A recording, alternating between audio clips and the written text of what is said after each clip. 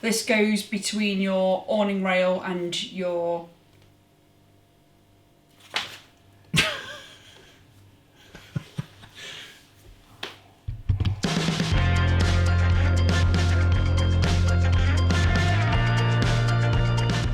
Hello and welcome back to Van Vibes and Sibes.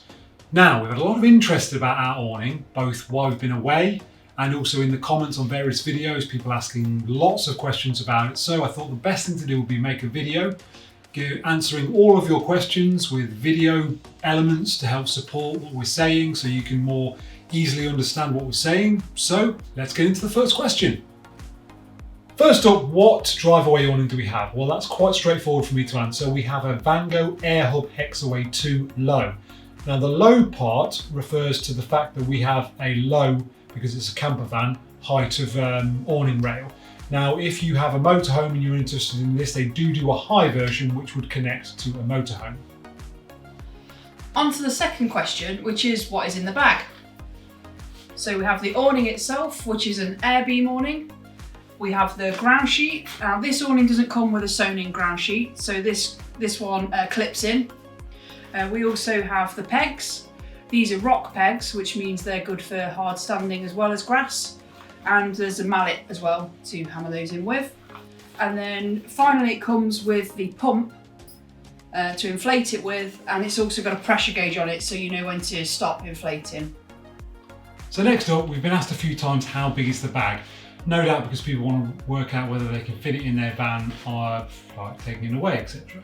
So the bag is 75 centimetres by 50 centimetres by 50 centimetres. Now I get that probably doesn't mean a lot to a lot of people, so I thought the best idea would be to give a visual representation of what this might be.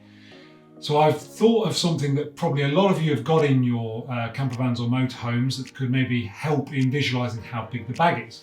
So the bag is roughly the size of two porta potties. So if you put two porta potties side by side, you've roughly got the size of the bag. And in terms of its weight, it weighs 20 kilos.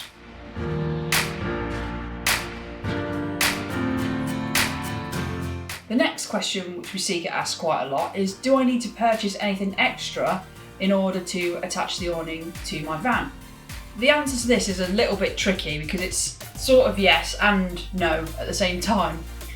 If you don't have an awning rail on your van or motorhome, you can, the awning does come with some straps which you can throw over the top of your vehicle and then peg them down the other side, and then if you want to drive away, you can just unpeg it and off you go.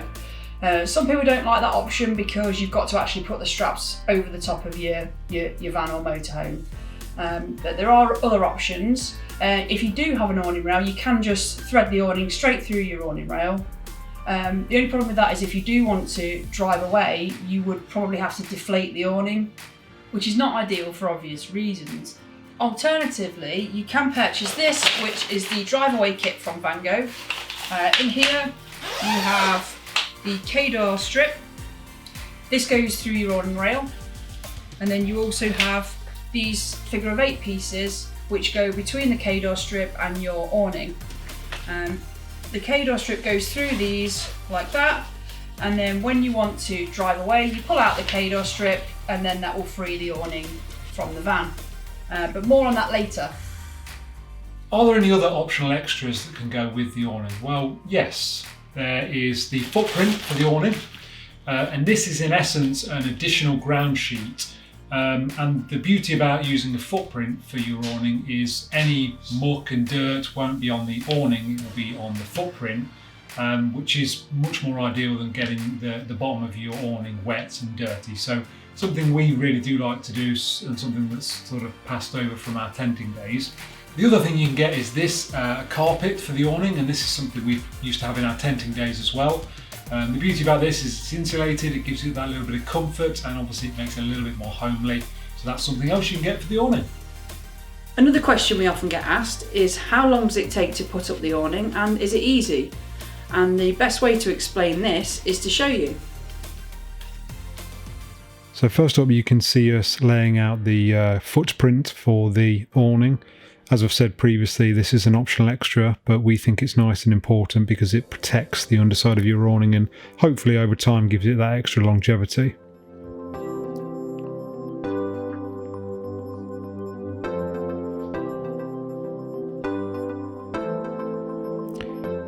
Now we're sliding the K-door strip into the awning rail, followed by the figure of 8 plastics. In our case, there's 4 of those. Then the awning slides into the other side of the figure of 8 plastics. Then we can spread the awning out and begin pumping it up.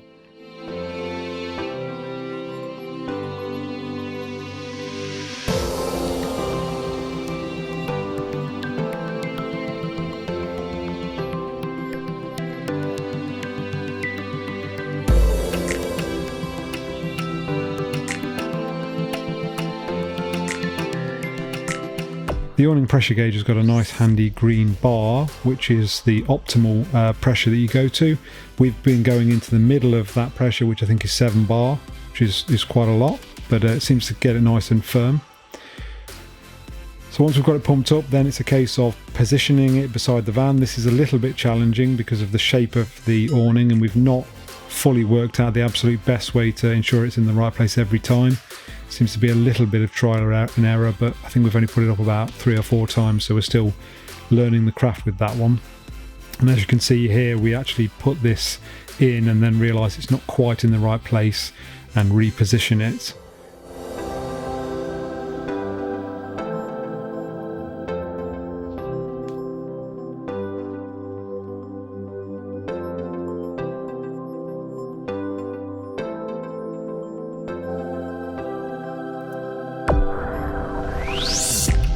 And just a note on this as well, with the ground sheet, what we tend to do is not peg the ground sheet, or the footprint should I say, down until we've positioned the awning in its actual place, and then we will slide the footprint to the exact position of the awning, that way that they're both in the same place.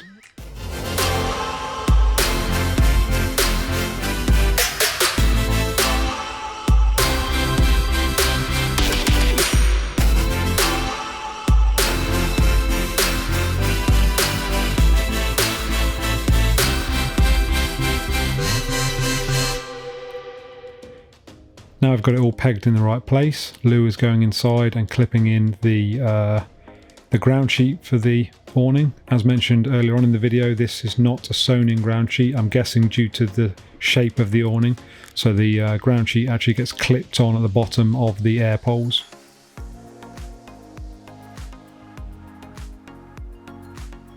And there you have it, 13 minutes 10 roughly. This, again, another optional extra. We spoke about it earlier. This is the carpet. Just gives it that slightly more homely feel. As you can see, it's exactly shaped to the size of the inside of the awning, and it has like Velcro straps that Velcro around the bottom of the air posts, or poles, I guess. It just gives it that nice comfort feeling. So just a little bit of luxury.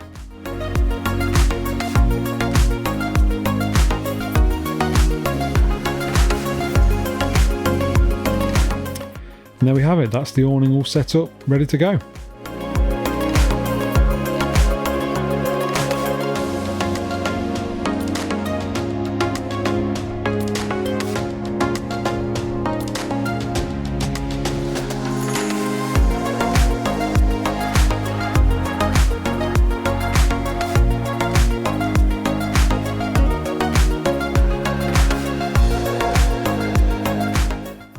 So a question we get asked a lot, and I guess a fairly important one with the Driveaway awning, is how we mark the position of the van prior to driving away. So cut to me at a separate time, showing you how we do this.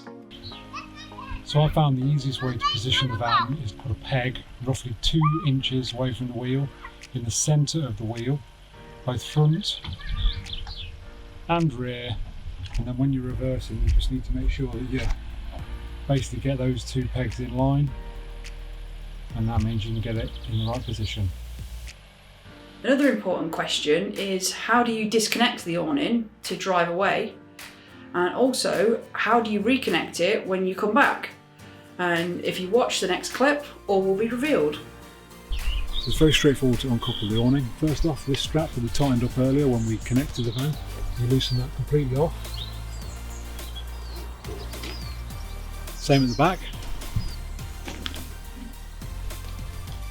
That takes all the tension off the Driveaway strap, and you can pull that out. Pull that right out. That releases it from the van. This just gets coiled up and put in the awning.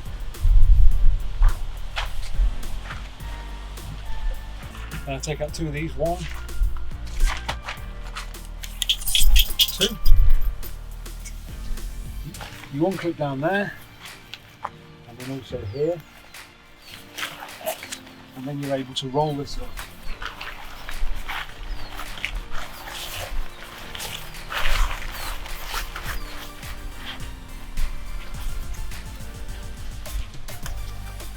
Like so. Same at the top.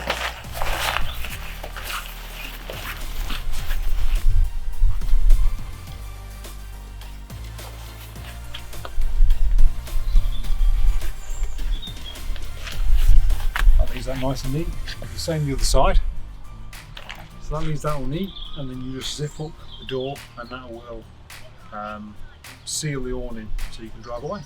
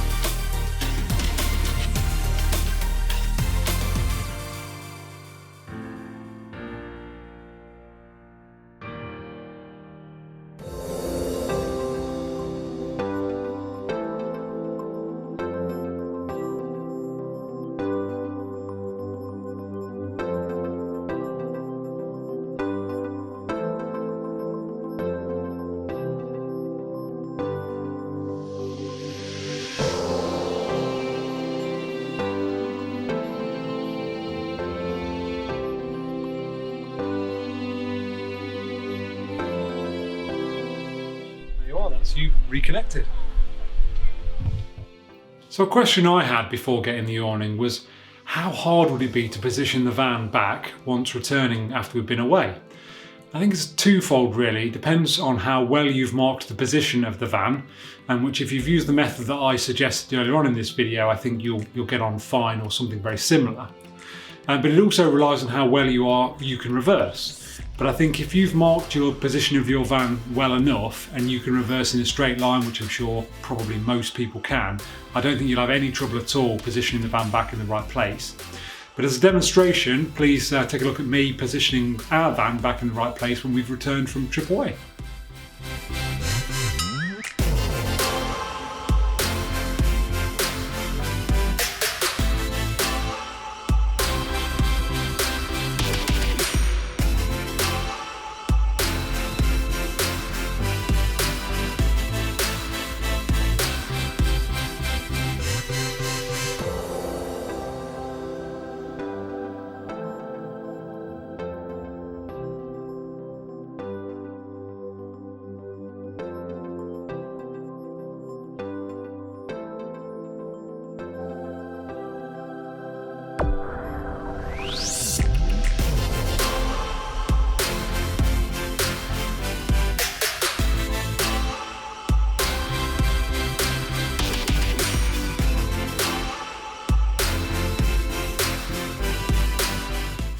And finally, I guess we should say, how easy is it to pack away? Well, this is us packing it away in the drizzle, just this weekend just gone.